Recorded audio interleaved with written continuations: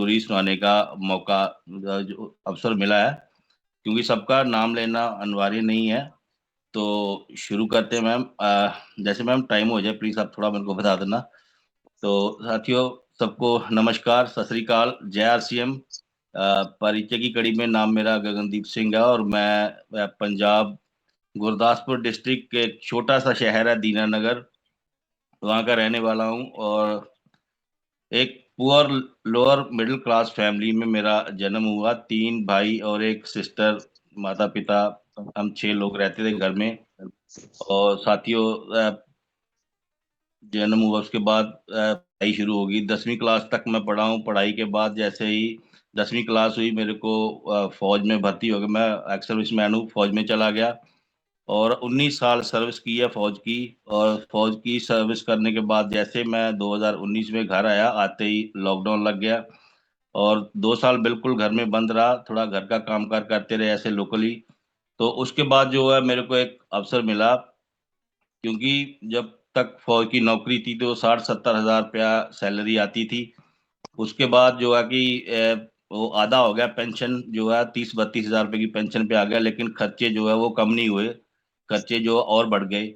तो घर आने के बाद मेरे को मौका मिला एक स्कूल में एक जगह प्राइवेट जॉब करने का। मैं एक स्कूल में सिक्योरिटी गार्ड, बतौर सिक्योरिटी गार्ड 12,500 रुपये की जॉब करता था।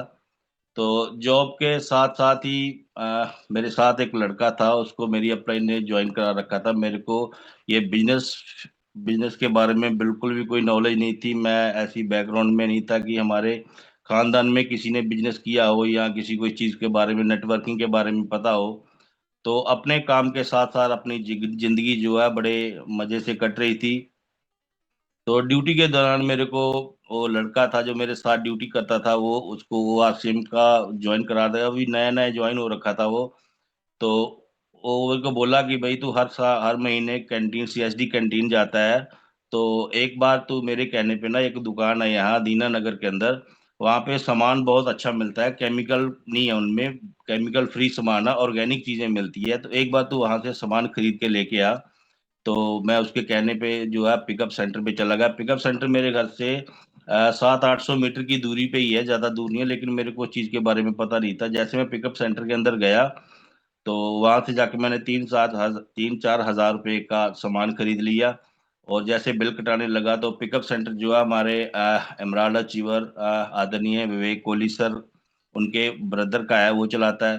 तो उन्होंने मेरे से पूछा कि भाई हाँ आईडी नंबर दे। तो मैंने उससे पूछा सर आईडी नंबर, ये आईडी नंबर क्या होता है, मेरे को इस चीज़ के बारे में पता नहीं। मेरे को तो एक ही नंबर अलाउड किया है गवर्नमेंट ने, जो मेरा आरबी नंबर है। मेरे को तो बोला फिर आपको किसने भेजा है। तो मैंने उसको बोला ऐसे ऐसे एक लड़का है मेरे साथ, उसने भेजा। बोला उसको फोन करो, उसको आईडी नंबर उसको पूछो। तो वो क्या, उसने मेरे को अपना आईडी नंबर दिया, बोला तो इससे बिल कटवा ले। तो मैंने उस पर बिल कटवा लिया। बिल कटवा के तो मैं सामान लेके घर में आ गया।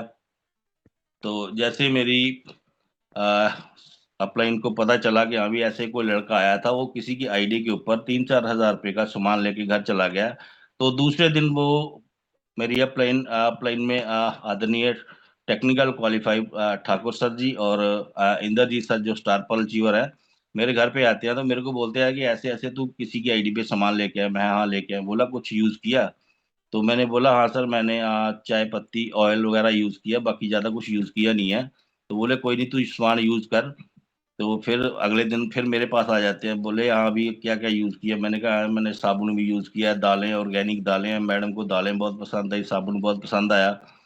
तो बोले कि ऐसे ऐसे केवाईसी होती है, अगर तू चाहता है कि तू केवाईसी करवाना तो अपनी केवाईसी करवा, इसके बहुत सारे बेनिफिट हैं। तेरा पैसा कोई नहीं लगेगा, पैसे तो तूने ऑलरेडी खर्च कर ही लिए हैं अपने जो।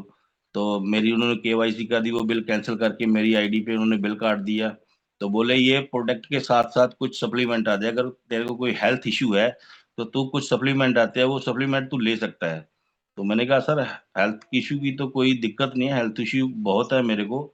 मेरे को खुद को बीपी और थायराइड की बहुत दिक्कत रहती थी। मेरी मैडम है, उसको शुगर की बहुत दिक्कत रहती थी। उसको मतलब खाना खाने से पहले इंजेक्शन लेना पड़ता था, इंसुलिन नहीं बनते थे। तो मैंने कहा सर ऐसे ऐसे। बोला हमारे पास बहुत शानदार प्रोडक्ट आते हैं, जैसे गामा ओरिजिनॉल है, न्यूट्रीचार्ज के बहुत शानदार प्रोडक्ट है। अगर तू इस्तेमाल करता है तो तेरे को काफी सारा बेनिफिट मिल सकता है। बहुत लोगों की बीमारी ठीक हुई है इससे।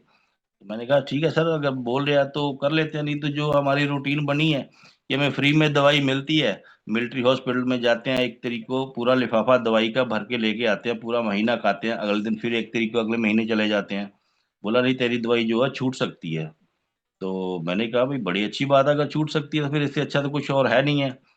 तो उनके ऊपर थोड़ा भरोसा किया, विश्वास किया, सप्लीमेंट यूज करने की। ये धीरे धीरे हफ्ते 10 दिन 15 दिन बाद मैडम का थोड़ा, मैडम को भी फर्क लगा, मेरे को भी थोड़ा बीपी का ठीक होना शुरू हुआ। माता जी घर में थे, माता जी को इन्फेक्शन बहुत रहती थी।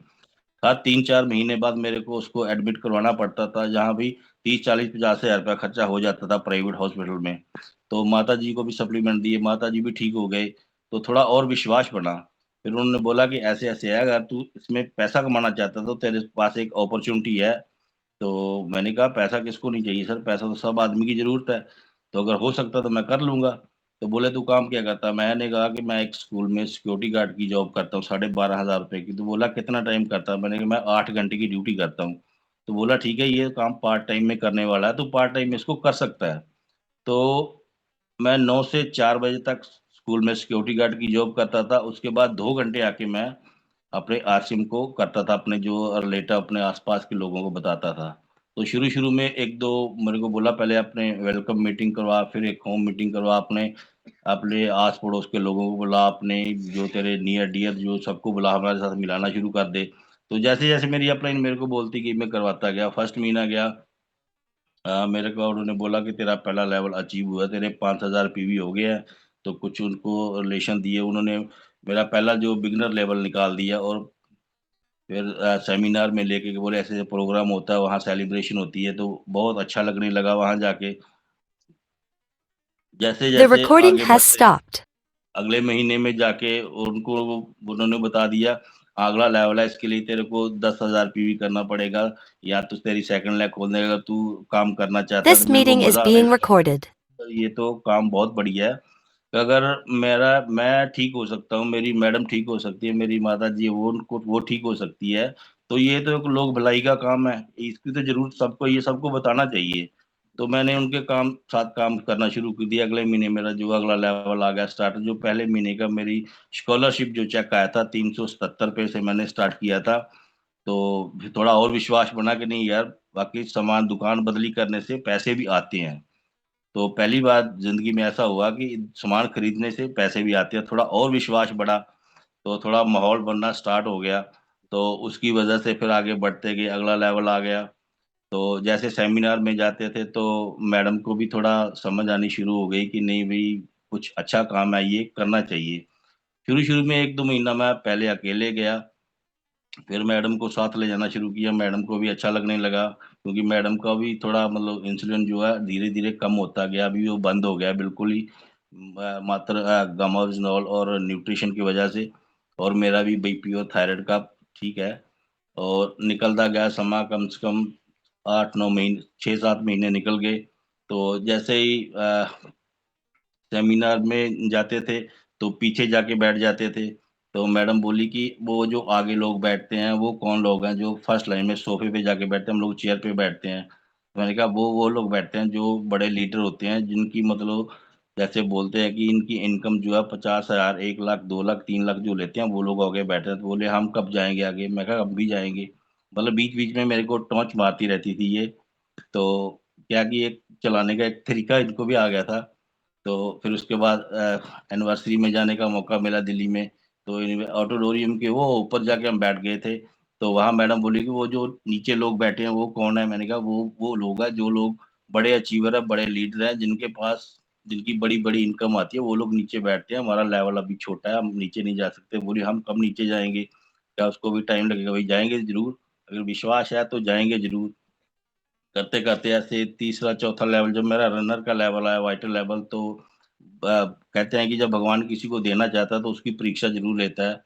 तो एक ऐसा टाइम आ जाता है कि सेमिनार था 4 फरवरी 2024 को। तो हम एडवांस टिकट पे, बहुत अच्छा हमने बताया गया था कि एडवांस टिकट पे ये संख्या का खेल है, जितनी संख्या ज्यादा होगी उतने बड़ी बड़े रिजल्ट आएंगे। तो एडवांस टिकट पे अच्छा काम करने लगे थे। तो ऐसे करते-करते 3 फरवरी 2024 को रात को वापस आते टाइम हमारा एक्सीडेंट हो जाता है। तो जो क्या है कि मेरी एक टाँग बिल्कुल टूट जाती है, हड्डी 3-4 जगह से टूट जाती है, तो बिल्कुल हॉस्पिटल में चले जाते हैं हम। लेकिन उसमें क्या था कि जैसे अगले दिन प्रोग्राम था तो हमारी जो हमारे गुरु मेंटोर हैं आदरणीय विवेक कोहली सर, वो फ़ॉलो-अप बहुत अच्छा लेते हैं, तो उन्होंने रात को फ़ोन किया 8 साढ़े 8 बजे कि हाँ भाई तेरी कितनी टिकट उन्होंने ये पूछना था कि कितनी टिकट सेल होगी, कितनी रह गई, कितने लोग तेरे आते हैं। लेकिन जैसे ही उन्होंने फ़ोन किया तो मैं तो आईसीयू में था, तो मैडम ने फ़ोन उठाया, मैडम ने बोला कि सर ऐसे-ऐसे मतलब रोने लगी कि एक्सीडेंट हो गया, वो आईसीयू में है। तो 15-20 मिनट के बीच-बीच पूरी आरसीएम की टीम है जो वो हॉस्पिटल में आ गई मेरे पास। जबकि मेरा खुद का परिवार 2 घंटे बाद पहुँचा था, लेकिन आरसीएम परिवार जो है 15-20 मिनट पूरे का पूरी टीम मेरी वहाँ को आ गई है, पहुँच गई आके। तो क्योंकि 9-10 फरवरी को या 8-9 फरवरी को अकेडमी थी, टिकट भी करवा रखी थी, लेकिन उसके कारण मैं नहीं जा पाया। तो क्या मेरी अपलाइन ने मेरे को पूरे का पूरा जो अ, अकेडमी की जो दर्शन करवाए मेरे को ऑनलाइन ही करवाए इन्होंने वीडियो कॉल के थ्रू जो एक शाम आरसीएम के नाम होती है वहाँ पे वो सब दिखाया डांस-वांस तो मेरे को बहुत अच्छा लगा। हॉस्पिटल में रहते हुए मैंने पूरा उसको जो है एन्जॉय किया। तो जैसे वहाँ से वापस आए 10-15 दिन बाद मेरे को हॉस्पिटल से जो छुट्टी मिल गई, लेकिन डॉक्टर बोला कि भई 6 महीने तक तेरे को जो है बेड से नीचे नहीं उतरना है, तू नीचे नहीं पैर नहीं रख सकता है, तेरे वज़न नहीं वो डाल सकता तू। तो डॉक्टर की बात तो मेरे को माननी पड़ी, मैं ठीक है सर जो सा आप बोल रहे हैं। लेकिन मेरी जो अपलाइन है ये बहुत खतरनाक लोग हैं, ये बोले कि नहीं भई तेरे को सेमिनार है, सेमिनार तेरे को नहीं छोड़ना पड़ेगा, इसमें जाना पड़ेगा। मैंने कहा सर मेरी लात ऐसी टाँग बाँधी हुई है, मैं नहीं जा सकता। बोला नहीं तेरे को लेके जाएँगे, तो ये जैसे-तैसे ई-रिक्शा भेजा, इन्होंने मेरे को उठा के ले गए। लेकिन क्या है कि जहाँ हमारे सेमिनार होता है वहाँ पे वो ग्राउंड फ्लोर में है वो हॉल जो ग्राउंड फ्लोर में है, 15-20 सीढ़ी नीचे उतर के जाना पड़ता है। तो मैंने कहा सर मैं कैसे जाऊँगा नीचे उतर के? बोले तू टेंशन मत ले, तेरा काम है वहाँ तक आना, ले जाना हमारा काम है। तो एक मेरे को इधर से उठाता था, एक इधर से उठाता था, लेके मेरे को नीचे हॉल में जो है आगे जो हमारे कोर लीडर आते हैं, जो सीनियर आते हैं, उनके पास सोफ़े पे बिठा देते थे। बोले एक माहौल बना के रखा, फिर मेरे को बोला तू बाहर तो नहीं जा सकता, कम से कम ये बुक है, तो बुक पढ़नी स्टार्ट कर दे। फिर ज़ूम सेशन चला, ज़ूम के ऊपर जितनी मीटिंग होती थी, मीटिंग के साथ मेरे को जोड़ के रखा। एक पूरा माहौल बना के रखा। तो जो आगे टारगेट मंथ आ गया, मार्च मंथ, मेरी जगह मेरी अपलाइन जाके है, मेरी टीम में काम करती थी। लेकिन उस टाइम पे पता चला कि जिसको हम सिक्योरिटी बोलते हैं, जिसको हम पैसिव इनकम बोलते हैं, उसकी झलक मेरे को नज़र आ गई। कि क्योंकि जहाँ मैं 8 घंटे की सिक्योरिटी गार्ड की जॉब करता था, वहाँ पे उन्होंने मेरे को 1 हफ्ते तक तो छोड़ दिया 10 दिन तक तो। लेकिन बोले कि भई प्राइवेट जॉब है, तेरे को ज़्यादा लंबा छोड़ नहीं सकते हैं, तेरे को अगर तू नहीं आ सकता तो फिर तेरे को क्विट करना पड़ेगा। तो मैंने कहा ठीक है भैया आप अपनी जगह कोई दूसरा बंदा रख लो। तो उन्होंने बंदा दूसरा रख लिया। तो लेकिन जो आरसीएम की वजह से उस टाइम भी मेरे को जो है 15,000 रुपए की सैलरी आई तो मेरा दिमाग हिल गया कि यार ये कैसा काम है? मैं तो घर में बैठा हूँ, है ना? काम तो मैं कर नहीं रहा लेकिन फिर सोचा कि यार काम मैं नहीं कर रहा लेकिन मेरी टीम तो काम कर रही है ना, लोगों ने खाना तो नहीं बंद कर दिया ना। तो वहाँ से थोड़ा दिमाग हिला फिर एक निर्णय लिया, एक डिसीज़न लिया कि नहीं भई आज के बाद नौकरी नहीं, कोई कुछ नहीं, अगर करेंगे तो सिर्फ़ आरसीएम ही करेंगे। तो चलते गए उसके बाद फिर अकेडमी आ गई अगस्त महीने में 2024 में। तो बोले टिकट करवानी है, मैंने कहा सर टिकट करवानी है लेकिन डॉक्टर बोलता है कि तू चल फिर नहीं सकता अभी सेमिनार तक तो ठीक है लेकिन मैं भीलवाड़ा कैसे जाऊँगा?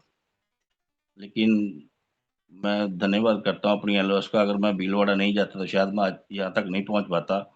क्योंकि भीलवाड़ा जाने के बाद ही मेरे को जो सही पता चला कि आरसीएम है क्या चीज़ है। क्योंकि वहाँ भीलवाड़ा जाने के बाद ही मेरे को ले गई जैसे-तैसे भी था, ले गए भीलवाड़ा के अंदर, मैं हॉकी लेके एक स्टिक लेके उसके सहारे से चलता था।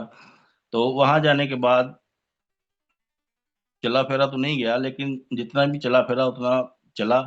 बाकी जो वहाँ पे सेलिब्रेशन होती है, वहाँ पे जो औरा देखने को मिला, अपनी आँखों से सब कुछ बनते हुए देखा, पूरी थोड़ा विज़िट किया कंपनी का, तो जो सेलिब्रेशन हुई वहाँ की, तो मेरी अपलाइन में बड़े शानदार लीडर ने जो वो भी टेक्निकल क्वालिफ़ाइड हैं रिस्पेक्टेड ठाकुर सिंह जी हैं, वो भी वाइटल लेवल पे थे, मैं भी वाइटल वो विनर थे, मैं रनर था। तो हम दोनों ने एक वहाँ पे खड़े होकर डिसीज़न लिया कि अगली अकेडमी में आएँगे तो हम लोगों के लिए ताली बजाने नहीं आएँगे, कुछ ना कुछ करके आएँगे। तो फिर आके हमने बड़े ही ज़ोर के साथ बड़े ज़बरदस्त तरीके से काम किया तो सर ने बोला कि मैं सीधा अपना टेक्निकल निकालूंगा और तेरे को अपनी जो है रॉयल्टी 3 महीने मेंटेन करनी पड़ेगी। मैंने कहा ठीक है सर। गगनदीप सर, मेरी आवाज जा रही सर? जी जी मैम। सर समय आपका पूरा हो चुका है सर। जी thank you ma'am, thank you, मैंने ध्यान नहीं दिया, थैंक यू मैम। नेक्स्ट बार जब आएंगे तो